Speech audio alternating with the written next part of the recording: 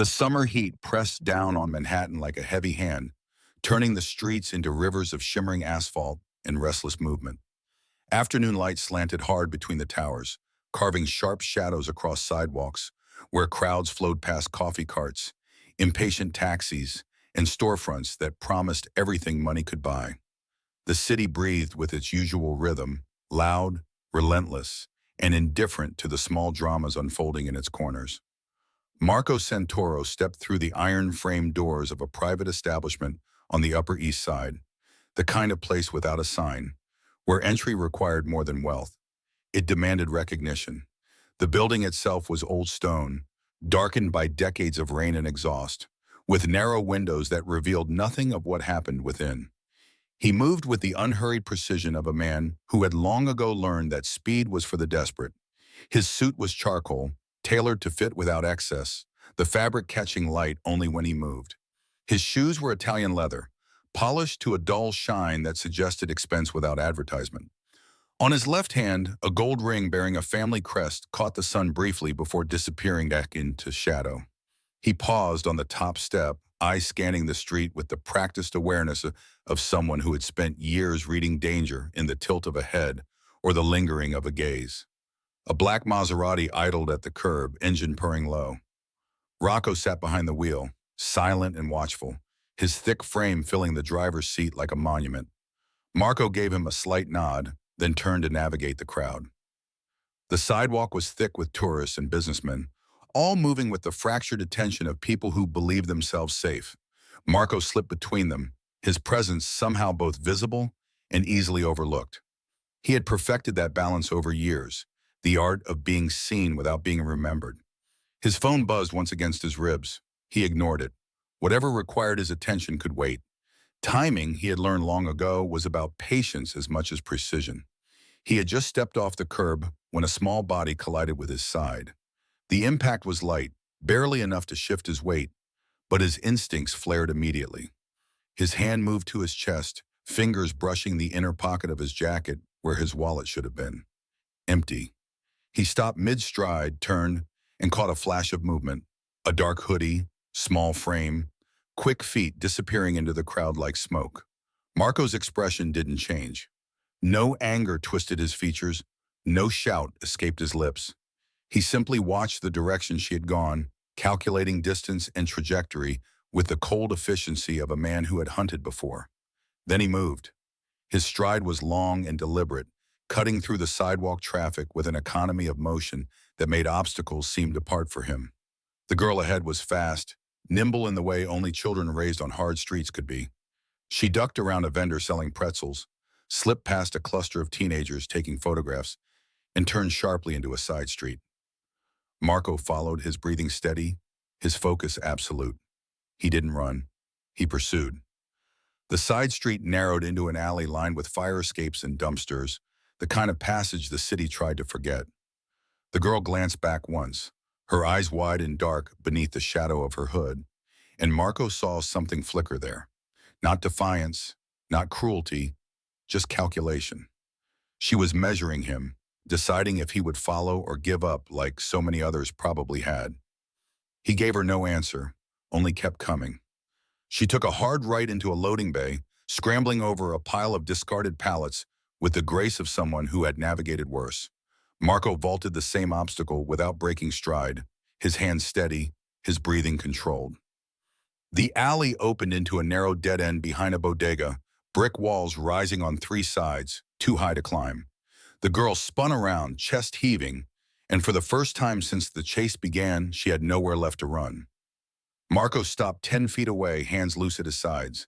He didn't reach for anything, didn't threaten. He simply stood there, silent and immovable, his dark eyes fixed on her face. The hood had fallen back during her flight, revealing a tangle of curls, a smudged cheek, and eyes that held far too much weariness for someone so young. She clutched his wallet against her chest like a shield. For a long moment, neither of them spoke.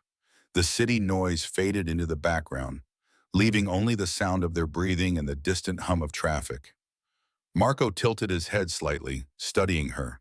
She was maybe 11, maybe 12. Her jeans were frayed at the knees, held together more by habit than thread.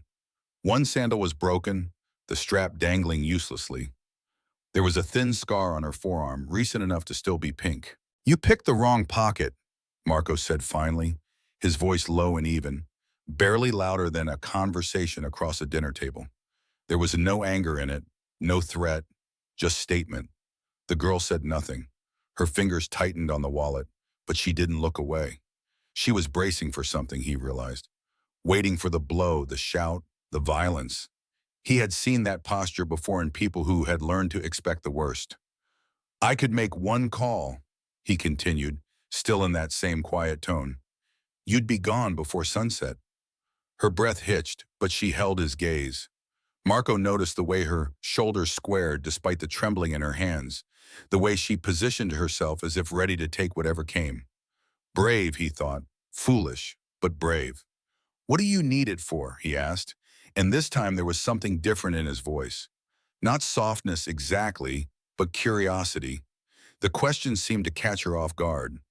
Her lips parted, then closed. She looked down at the wallet, then back up at him. "I wasn't going to keep it," she said, her voice barely above a whisper, rough with exhaustion. Marco waited. "I just needed cash," she continued, the words coming slowly, carefully. "Just enough for something. I didn't mean to." Her voice trailed off, but her eyes remained fixed on his face, searching for something she wasn't sure she would find. "What's something?" Marco asked. He took a single step closer. She tensed but didn't retreat. Couldn't. Behind her was only brick. She looked away, down at the cracked pavement between them. When she spoke again, her voice was even quieter. "My mom, she's sick." The words settled in the air between them like stones dropping into still water. Marco's expression didn't change, but something shifted behind his eyes. He had heard every excuse, every story, every desperate plea that desperation could invent. But there was something in the way she said it, not begging, not performing, just stating a truth too heavy for her to carry alone. "She's real sick," the girl added, and now she held the wallet out toward him, arms extended. "You can take it back. I didn't want to steal from you. I didn't want to steal from anybody. I just didn't know what else to do." Marco stared at the wallet, then at her face. She wasn't crying. There was no drama in her posture, no manipulation in her eyes, just exhaustion and something that looked uncomfortably close to resignation. He reached out slowly and took the wallet from her hands. His fingers brushed hers briefly. They were cold, too cold for a summer afternoon. He opened the wallet, checked its contents. Everything was there. Cards, cash, identification. She had taken nothing. "She's really sick?" he asked, not a challenge, just confirmation. The girl nodded. "They said she needs medicine, but we can't. People don't care when you ask." Marco slid the wallet back into his jacket, his movements deliberate and unhurried. He adjusted his cuff, revealing the edge of a watch face, simple and expensive. Then he looked at her again, and when he spoke, his voice carried a different weight. "Where do you live?" The girl hesitated. "You going to call the cops?" "I asked where you live." She studied his face for a long moment, as if trying to read intentions in the lines around his eyes. Then she turned slightly, nodding toward the alley entrance. "Not far." Marco gestured with one hand. "Show me." She blinked, surprised. "What?" "Show me your story," he said simply. "Let's see if you're telling the truth." For another heartbeat, she stood frozen, caught between distrust and desperate hope. Then she turned and started walking. Marco followed, his footsteps steady behind hers as they left the dead end and emerged back into the noise and light of the city. Neither spoke, but something had shifted between them. A thread had been pulled, fragile and uncertain, connecting two people who had no reason to trust each other and every reason not to. But sometimes, Marco knew, the most important decisions were made in moments like these, when logic stepped aside and something older, something more human, took its place. The girl walked ahead of him through the shifting crowds, moving with the practiced efficiency of someone who knew how to navigate streets that didn't welcome her. Marco followed at a measured distance, close enough to keep her in sight but far enough to give her space. He noticed the way she avoided certain corners, how she kept to the edges of buildings, instinctively staying in shadow. This wasn't her first time leading someone through the forgotten parts of the city. The neighborhood changed gradually as they walked. The gleaming towers and polished storefronts gave way to older buildings with chipped paint and cracked windows. The sidewalks became uneven, buckled by tree roots and neglect. Street lamps bore the scars of rust and graffiti. The air grew thicker, carrying the mingled smells of hot oil, gasoline, and something sour that spoke of too many people living too close together with too few resources. Marco registered every detail. The liquor store with bars on the windows. The convenience mart where teenagers loitered on the steps, watching everyone who passed with the lazy assessment of predators deciding whether something was worth their attention. The girl slipped past them without acknowledgement, and they didn't call out to her. That silence told Marco more than words could. She belonged to this place, and it had taught her how to move through it unseen. They turned down a narrow alley between two brick buildings that looked ready to surrender to gravity. At the end stood a door, green paint flaking away to reveal rust beneath. The girl pushed it open without needing a key. The lock had been broken long ago. Marco followed her inside. The hallway beyond was dim, lit by a single bulb that flickered with the irregular rhythm of failing electricity. The smell hit him immediately. Mildew, rot, trapped heat, and beneath it all, the sour tang of poverty that no amount of cleaning could erase. The carpet was worn through in places, revealing stained concrete beneath. Somewhere above, a baby cried. A door opened 3 units down, and an old woman peered through a gap secured by a chain lock. Her eyes found Marco, widened slightly, then the door shut again without a word. The girl nodded toward a staircase.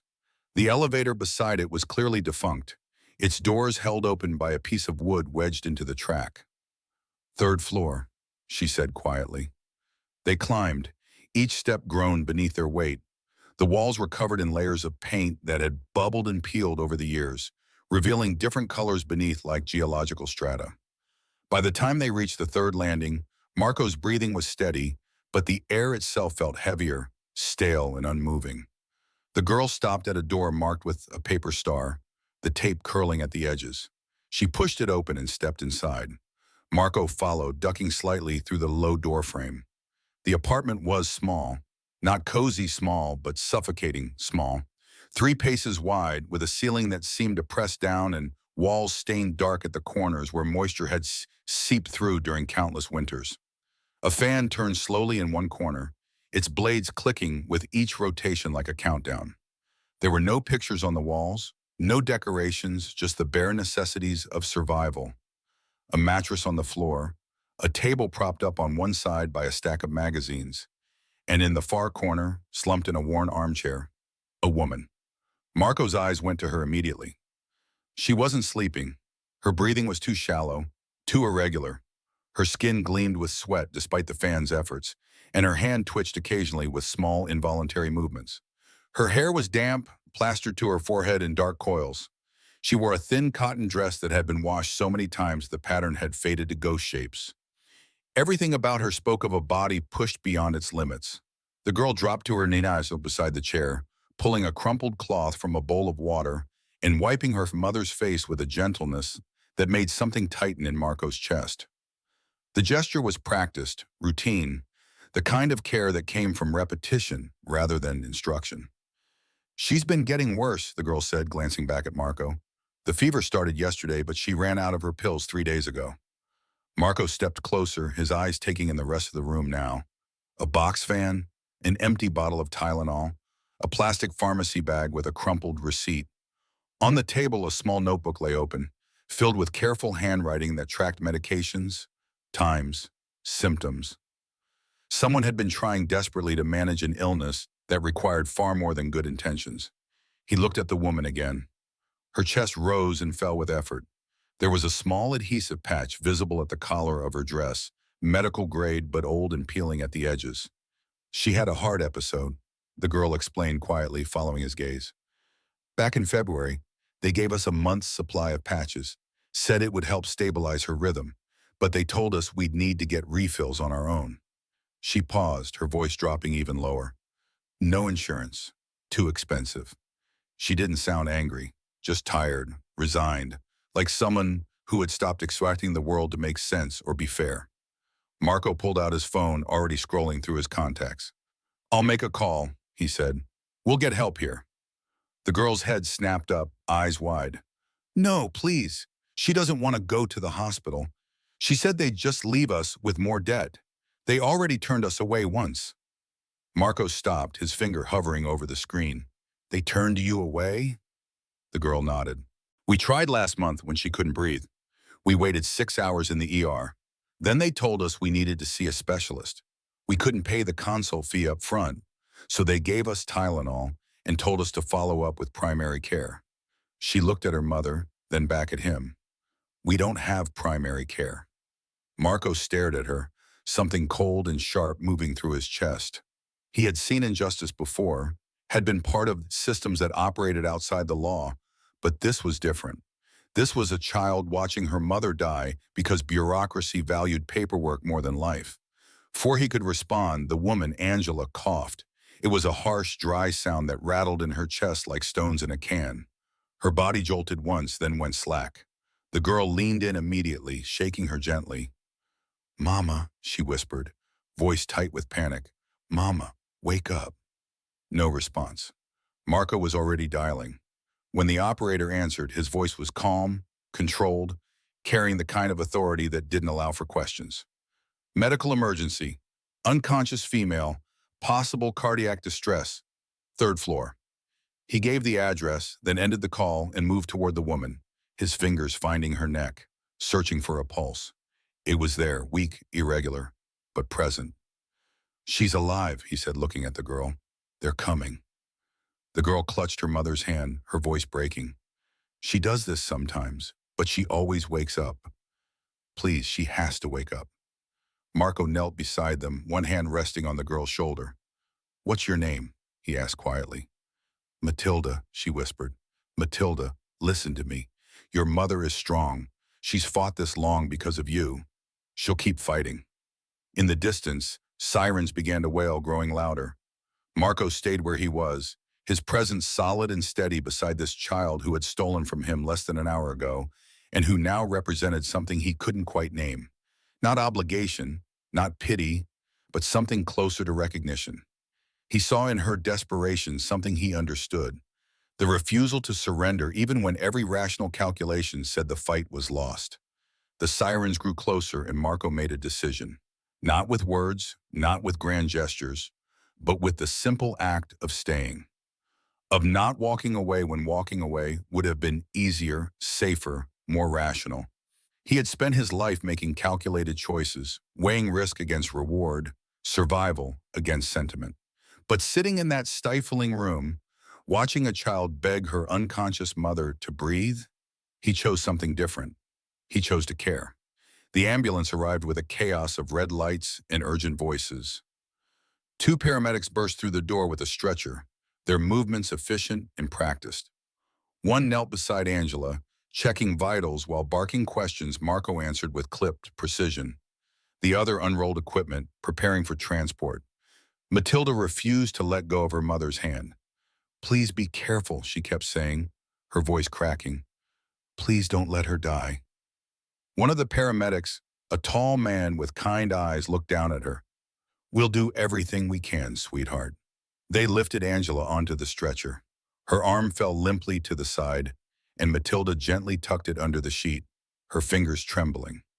Marco followed them down the narrow staircase, the stretcher barely fitting through the tight turns. Outside, they loaded Angela into the ambulance. Matilda tried to climb in after her, but a paramedic stopped her gently. "Only one," he said. Matilda looked at Marco, her eyes pleading. "She's with me," Marco said, his voice allowing no argument. "I'll bring her." He watched the ambulance pull away, sirens screaming, then turned to Matilda, who stood on the sidewalk barefoot, her broken sandal forgotten somewhere in the rush. "Come on." Rocco had appeared as if summoned, the Maserati idling at the curb. Marco opened the back door and Matilda climbed in without hesitation. During the drive to Lenox Hill Hospital, she stared out the window, whispering under her breath. Marco caught fragments. "Please let her live. Please don't let her go." They reached the emergency entrance minutes after the ambulance. Marco's presence changed things immediately. Doors opened, staff appeared. Within moments, they were inside, bypassing the waiting room, ushered to a corridor outside the trauma unit. A nurse handed Matilda water she didn't drink. Marco spoke quietly with the supervising physician, his words few but weighted with the kind of influence that didn't require explanation. Then two uniformed NYPD officers arrived. They were led in by hospital security, their expressions professional but purposeful. The older one, stocky with thinning hair, scanned the hallway before his eyes settled on Marco. "Mr. Santoro," he said, not a question. Marco turned slowly. "Officer, we received a report, surveillance footage from Midtown. A juvenile matching the description of—" He glanced at Matilda. "Her, there's a prior citation, shoplifting warning from 2 months ago. We're obligated to follow up." Matilda's face went pale. "I gave it back," she whispered, stepping slightly behind Marco. "He knows. I wasn't trying to—" The younger officer moved toward her. "Ma'am, we just need to ask a few questions downtown. Routine." Marco stepped forward, positioning himself between Matilda and the officers. When he spoke, his voice was quiet, but it carried the weight of absolute certainty. "She's 11. Her mother is fighting for her life behind that door. If you want to question her, you do it here. Now." The older officer's jaw tightened. "Sir, she has a prior. We have reason to believe she may be connected to a pattern of thefts. We need to bring her in." The younger one reached for the cuffs on his belt. "Don't," Marco said. One word, flat, final. The officer hesitated. "She's not armed," Marco continued, his eyes locked on the officer's face. "She's not violent. She's a child who just watched her mother collapse. You want to put cuffs on her?" A beat of silence stretched between them. Then the younger officer lowered the cuffs. "Then step aside so we can escort her properly," the older officer said. Matilda's shoulders shook. "I don't want to go. Please, I want to stay with my mom." Marco didn't look away from the officers. "I'm her temporary guardian," he said, the words surprising even himself. "You want to file paperwork? Do it later. Right now, she stays." "That's not how this works," the officer replied. "Then make it work." A doctor emerged from the trauma bay at that moment, clipboard in hand, scrub stained. "Mr. Santoro, Angela's stable for now, but it's serious. We're moving her to cardiac ICU. The next few hours are critical." Matilda tried to push forward, but the officer instinctively blocked her path. She started to cry, not with loud moans, but with the silent, dry kind of crying that comes from being completely helpless. Marco looked at her, then at the officers. "She's not going anywhere," he said quietly. "Not until she knows her mother's out of danger. If you want to arrest someone, arrest me for obstruction. But if you take one step closer to her, I will make sure your precinct has reporters camped outside by sunrise." There was a moment of complete stillness. Then the older officer sighed and stepped back. "We'll wait, but we're not walking away." "Good," Marco said. "You'll stay right here." He turned to Matilda and rested a hand on her shoulder. She leaned into it as slightly, still crying but grounded by the pressure. Marco knelt to eye level. "You're okay," he said. "I won't let them take you. Just breathe. I'm here." She nodded slowly, her breath ragged. Behind them, machines beeped steadily through the closed doors, the sound of life persisting against impossible odds. And for the first time in longer than he could remember, Marco didn't feel like an observer in someone else's crisis. He felt responsible, entwined. Not because he had to be, but because something in him, something he'd thought long buried, had chosen to be. And that choice, he realized, would change everything. The hallway outside the ICU was designed for waiting, cold linoleum floors, harsh fluorescent lights, and chairs that discouraged comfort. Marco sat with his back straight, legs crossed, the posture more habit than ease. Beside him, Matilda had curled into herself, arms wrapped around her knees, trying to make herself small enough to disappear. She hadn't spoken in several minutes. Her face was dry, but only because there were no tears left. Inside the ICU, Angela lay unconscious, connected to machines that blinked and beeped in rhythmic reminders of how fragile life had become. The initial treatment had stabilized her, but the doctor's explanation had been clear and grim. Advanced cardiac failure. More severe than they'd realized. She needed medication that wasn't readily available, something still in clinical trials overseas, something expensive and nearly impossible to obtain on short notice unless someone had the right connections. Marco had stood there listening, arms folded, jaw set, while a cold fury built inside him. Not at the doctor, not at the hospital, but at a system that allowed life to hang on pharmaceutical shipping schedules and regulatory red tape. Now, sitting in the waiting area, he felt that familiar twitch of control slipping, something he hadn't experienced in years. Matilda stirred beside him. "She used to sing to me at night," she said suddenly, her voice flat and distant. "Even when she was tired, even after her shifts. Just whispered lullabies because we didn't want the neighbors to hear." Marco nodded slowly, acknowledging the offering of something precious. Matilda glanced up at him, eyes shadowed. "Do you think she knows I'm here?" Marco looked toward the closed ICU doors. "Yes, I think she does." A nurse appeared, carrying a folded blanket. "Honey, why don't you lie down for a bit? It'll be a while before we have any changes." Matilda shook her head. "I need to be awake when she wakes up." The nurse gave her a small, understanding nod and turned to Marco. "If you need anything, the lounge is just around the corner." Marco waited until she left, then stood and walked down the hall to the small lounge. A vending machine hummed in the corner. A beige phone hung on the wall like a relic. He pulled out his personal phone and dialed a number from memory. The man who answered spoke with a European accent, cultured and cautious. "Marco, it's been a while." "I need something moved," Marco said without preamble. "Medical. From Sweden. Tonight." There was a pause. "That's complicated." "I know, that's why I'm calling you." Another pause, longer this time. "What's the cargo?" "Stelnex, clinical trial medication. Cardiac application. That requires approvals, signatures, customs."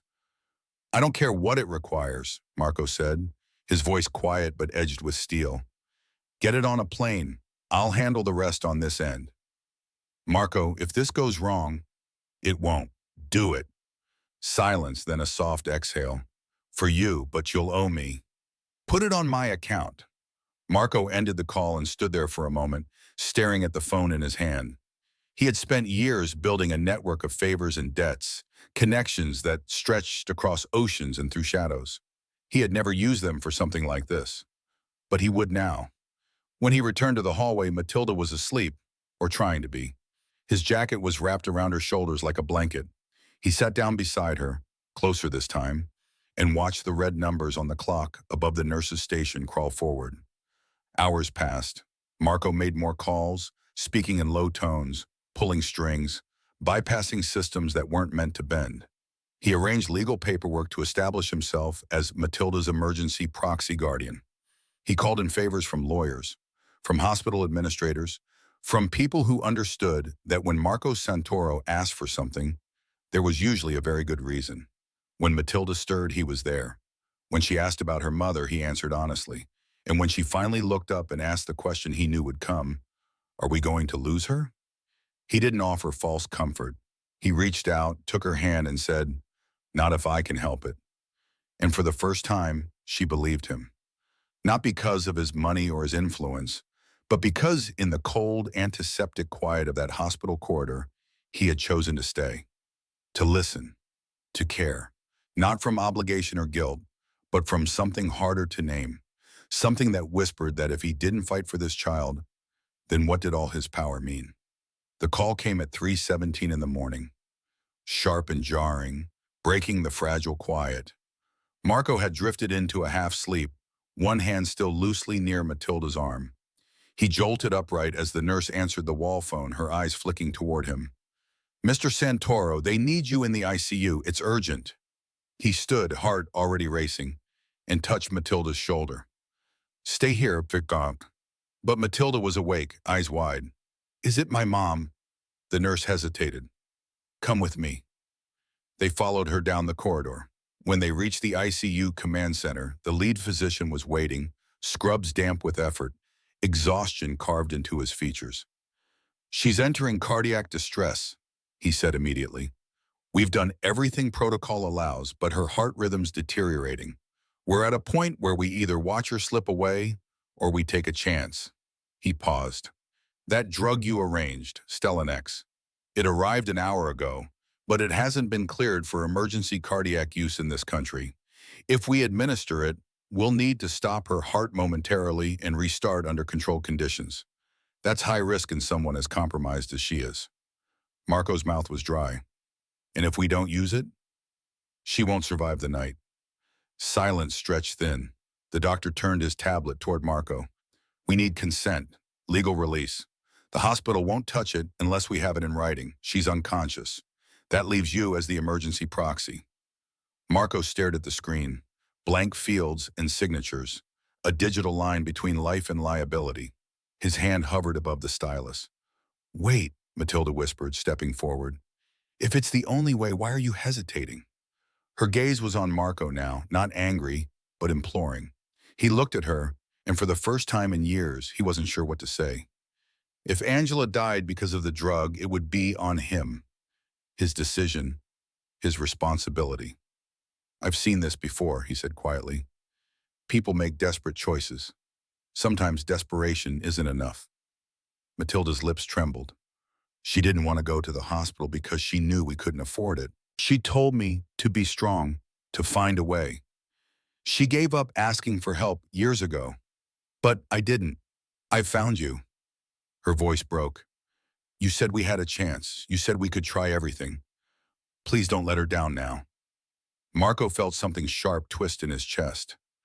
He looked down at Matilda, this girl who had stolen his wallet and somehow taken so much more. His assumptions, his comfort, his control. He looked at the stylus again. His fingers moved slowly, but deliberately. He signed. The doctor took the device, already barking orders. Prep the defibrillator. Start the cooling protocol. We're going. Matilda was led to a viewing window. Marco followed, standing behind her as nurses streamed in and out. Angela lay motionless, pale against the sheets, machines breathing for her. The rhythm on the monitor was erratic, a skipping drumbeat of danger. Matilda pressed her forehead to the glass. Please fight. Just fight for me. One more time. The procedure began. They cooled Angela's core temperature. The cardiologist counted down. 3, 2, 1. Initiate arrest. The monitor flatlined. A high, piercing tone filled the room. Marco gripped the windowsill. Matilda clamped her hands over her ears, tears pouring down her cheeks.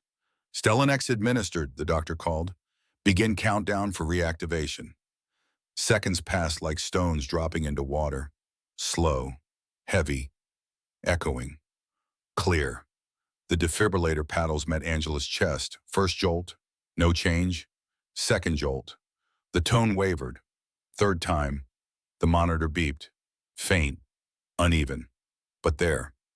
We've got a pulse, a nurse shouted. Blood pressure rising, heart rhythm stabilizing. The room burst into organized chaos, but the tone had changed from desperation to hope. The doctor emerged 20 minutes later, sweat on his brow, eyes bloodshot but steady.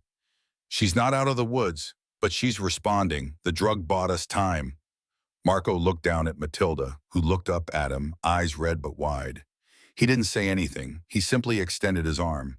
She reached for it, and together they stood there, side by side, on the other side of a choice that might have saved a life and had definitely changed two more. Dawn arrived slowly, bleeding through the ICU windows in pale streaks. Outside, the city woke with its usual noise. But in this quiet corner of Lenox Hill Hospital, time moved differently. Angela lay still, chest rising and falling with a mechanical precision, tethered to beeping monitors. She hadn't moved since the procedure, but the doctors said that wasn't unusual. The body needed time. Marco sat nearby, the hours since resuscitation blurring into a kind of trance. Calls, consultations, sterile coffee. Moments of watching Matilda sleep, curled in the corner like she was afraid someone might take the space from her. A nurse tapped gently on the glass. She's awake. You can come in, just for a moment. Matilda was on her feet before the sentence finished. She moved barefoot down the corridor into the recovery room. Marco followed at a slower pace, hanging back inside the doorway. Angela's eyes were open, dull with exhaustion, but unmistakably present. The way they locked on her daughter's face, first with confusion, then recognition, sent a visible shiver through Matilda. "Mom," she whispered, voice cracking. "Mama, you're back." Angela couldn't speak. The breathing tubes rendered words impossible, but her lips parted slightly and her fingers twitched. Matilda rushed to her, careful of wires and tubes, and took her hand with both of hers. "I thought I lost you, but he helped. Mr. Marco, he found the medicine. He stayed with me." She glanced over her shoulder. Marco gave her a small nod. Angela's eyes shifted to Marco, slow and glassy, but with something that resembled recognition. There was no thanks, no expression, only a flicker of something quiet and human and incredibly fragile. Then her eyes closed again, her grip on Matilda's hand loosening but not releasing. The nurse stepped forward. "She needs to rest now." That moment took everything she had. Matilda leaned in and kissed her mother's forehead, then followed Marco back into the hallway. Once outside, she sat on the bench, folding herself inward. Marco sat beside her. "She saw you," he said. "She knows you're here." Matilda nodded, slow and stiff. "But she's not better yet." "No, but she's alive." A doctor approached, younger this time, with a clipboard and the subtle fatigue of someone who hadn't left the building in 2 days. He introduced himself as Dr. Nike and began speaking in measured tones. "The drug stabilized her heart. Her organs are responding. That's a win. But the complications from the arrest and fever spike left some damage. We ran neurological tests this morning. As of now, she's not responding to any stimulus from the waist down." Matilda's head jerked upward.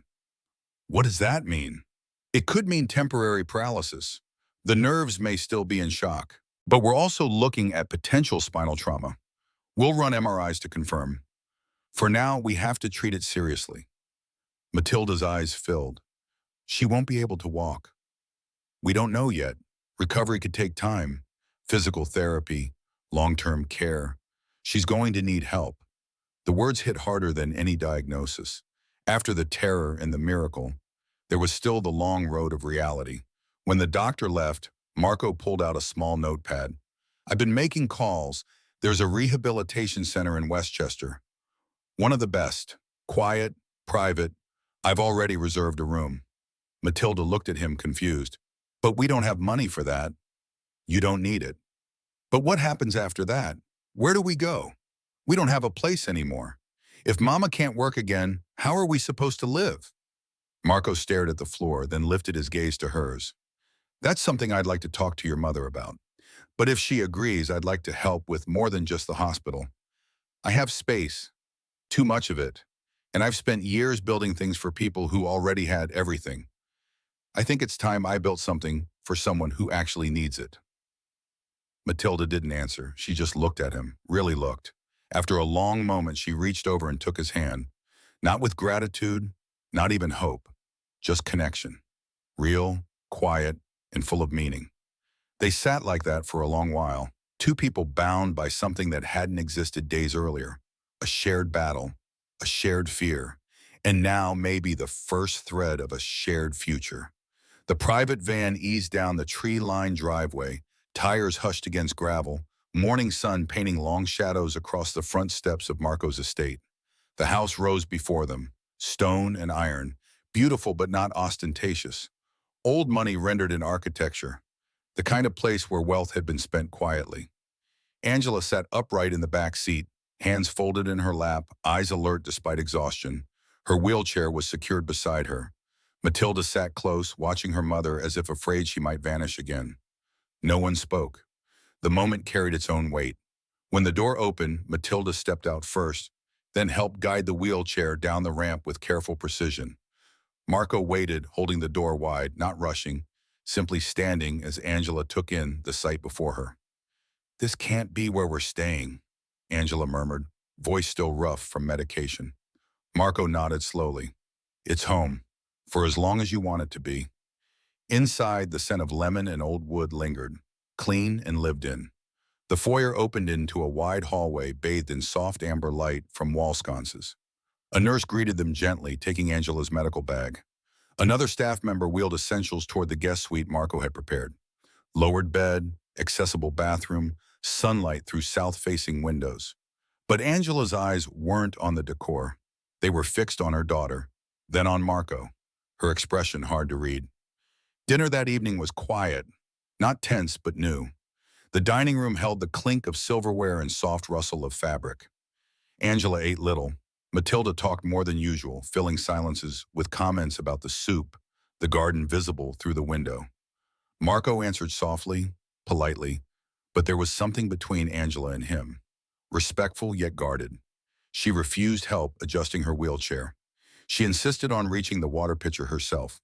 When Marco stood to refill her glass, she held up a hand. "I've got it." Gentle but firm.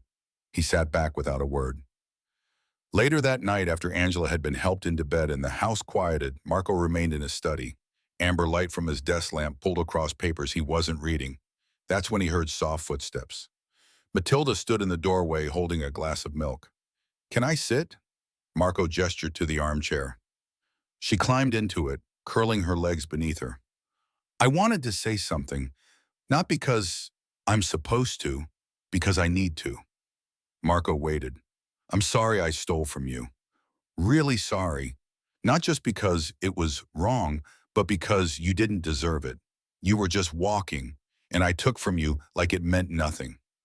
But it did. I didn't see you as a person, just a solution. That wasn't fair."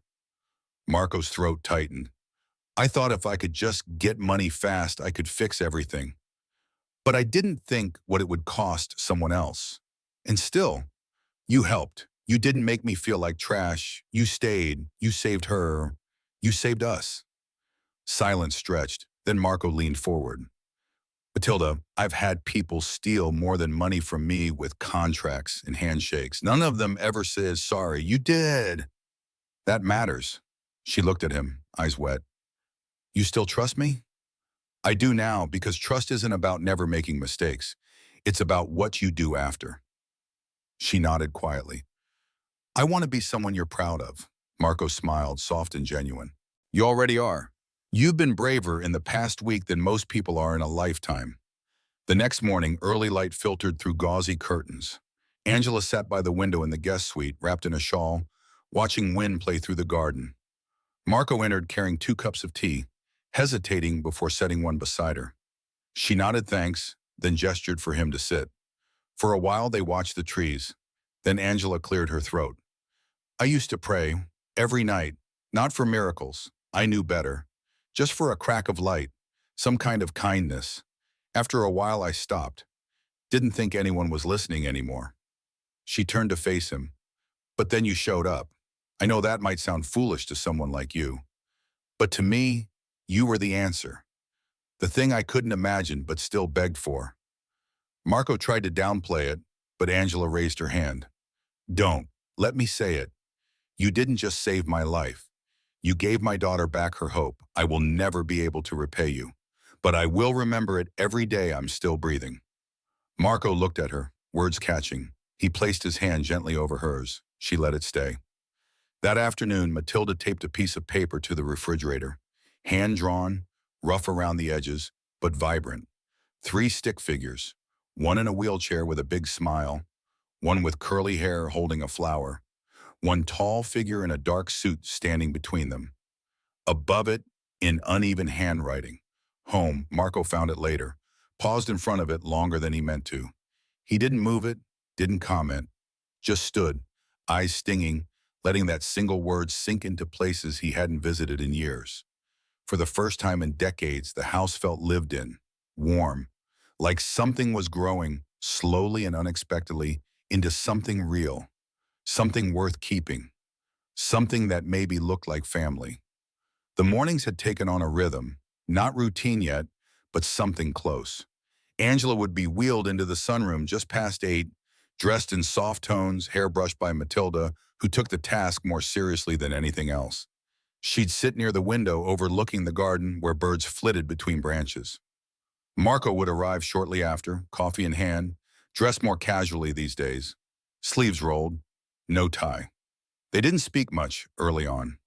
The quiet had become a language built on shared recovery, unspoken respect, in the still, fragile shape of something that might one day be called family. Angela had started physical therapy at a clinic nearby. Marco had made sure it was the best. Private, well-equipped, discreet. At first, Angela resisted being lifted and stretched by strangers. But eventually, with Matilda's encouragement and a therapist who treated her like a partner, she began to move. Small things, a toe flexed, a knee jerked, muscles firing like lights flickering after a storm. It wasn't progress she celebrated aloud, but Marco noticed the difference in her eyes, less guarded, less weighed by hopelessness. One afternoon, after a particularly long session, Angela surprised Marco. They were sitting outside, light breeze passing through the wisteria-covered pergola. "I still don't know what to call you," she said. Marco turned, unsure what she meant. "To Matilda, you're Mr. Marco, maybe even a little more. But to me, you're not just the man who saved my life anymore. You're not just the guy with the house. I don't want to cheapen it with words like benefactor. So I'm stuck." Marco smiled, slow and genuine.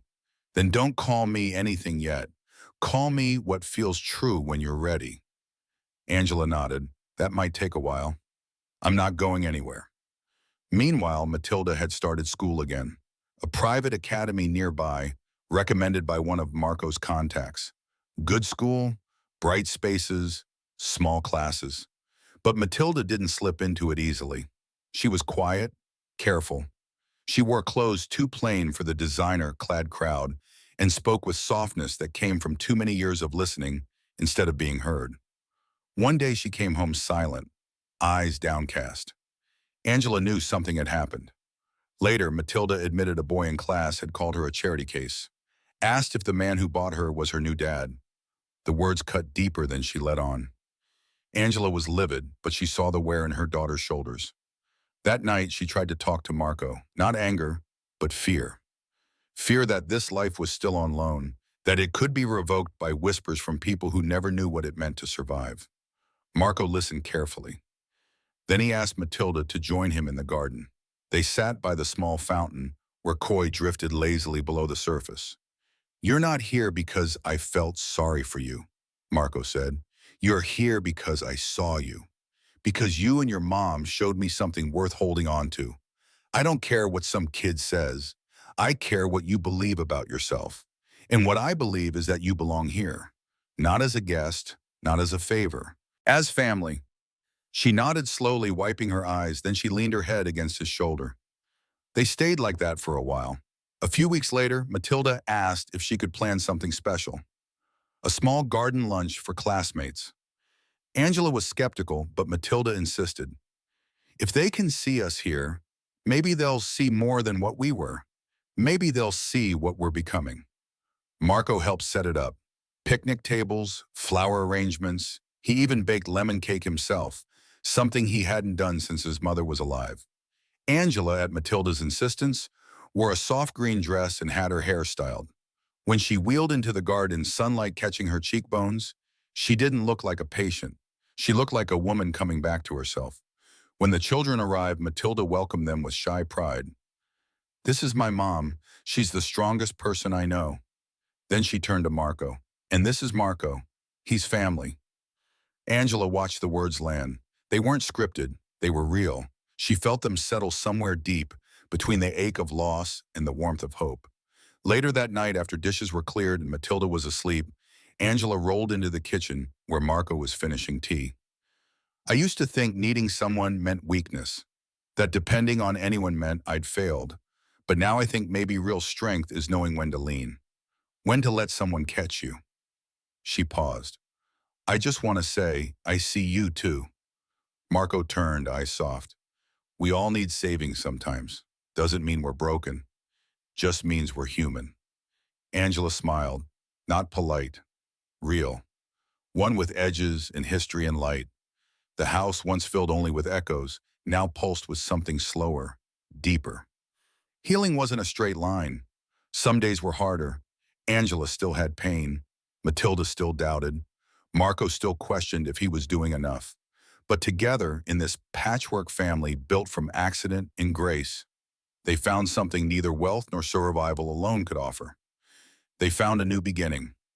It was a Sunday morning when sunlight came gentle through the kitchen window and the air smelled of cinnamon and coffee. Matilda sat at the table scribbling on folded paper. Marco worked quietly by the stove, one hand on the pan, the other holding a wooden spoon with ease he'd only recently developed.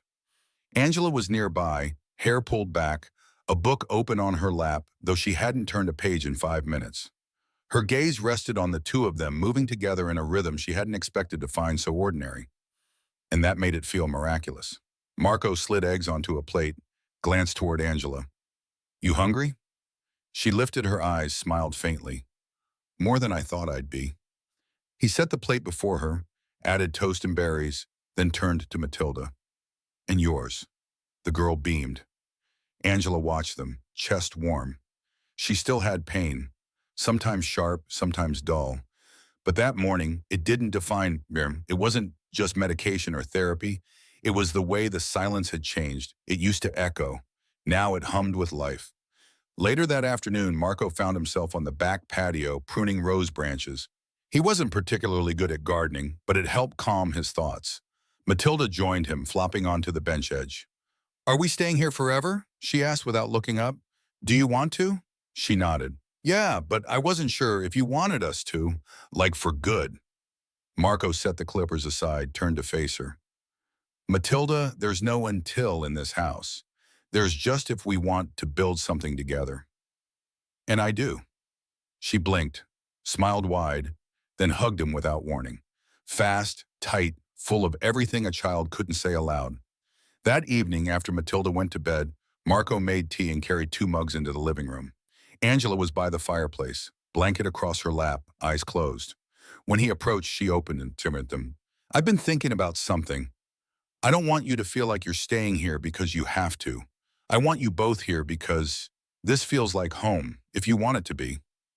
Angela looked at him, quiet for a long moment. "When I was in the hospital, I used to dream of just one quiet morning with my daughter where we weren't counting bills or measuring pills. Now I have that. Because of you." Marco shook his head gently. "No, because you kept fighting. I just stood in the right place." "No, Marco, you chose not to walk away. That's a different kind of miracle." He set the tea beside her, then sat. "I meant what I said. This isn't charity. It's choice. Mine, yours, hers. So maybe we start calling this what it is. A family, not temporary, just real." Angela's throat tightened. Letting her pride lower felt like undressing in front of fire. But he had earned that trust. Not by offering, but by staying. She smiled, slow and real. "Then you better get used to burnt toast and teenage moods." He laughed, full and easy. "Deal." The next weekend, the three of them planted a lemon tree in the corner of the backyard. Marco dug the hole. Matilda lowered the roots. Angela held the hose steady. Small ceremony, but meaningful. Marco called it their second beginning. Angela called it grace. Matilda named the tree Lemonita. When a neighbor stopped by with misdelivered mail, Matilda opened the door proudly. "This is my home. That's my mom, and that's Marco. He's ours." No one corrected her, and no one ever would. In the amber light of late afternoon, as the three of them sat together on the patio watching the young lemon tree sway gently in the breeze, something settled into place. Not with fanfare or declaration, but with the quiet certainty of things finally finding where they belonged. Marco Santoro, who had spent decades building an empire in shadows, had found something more valuable than power or respect. He had found purpose wrapped in the laughter of a child and the gratitude of a woman who had learned to trust again. Angela looked at her daughter, then at the man beside them, and felt the weight she'd carried for so long finally begin to lift. Not disappear entirely, but lighten enough that she could imagine tomorrow without fear. Matilda, barefoot on the grass, turned to them both with a smile that held no shadows, only the bright, uncomplicated joy of a child who finally felt safe. And Marco, watching them, understood that this patchwork family built from desperation and choice, from theft and redemption, was the most honest thing he had ever built. No contracts, no leverage, just three people who had found each other in the chaos of a city that never stopped moving and decided against all odds to stay. The lemon tree would grow. Seasons would change. There would be hard days ahead, setbacks and struggles that couldn't be solved with phone calls or influence, but they would face them together, bound not by blood or obligation, but by something stronger, by the simple, profound choice to care. And in a house that had once been filled with nothing but expensive silence, there was now something far more valuable. There was home.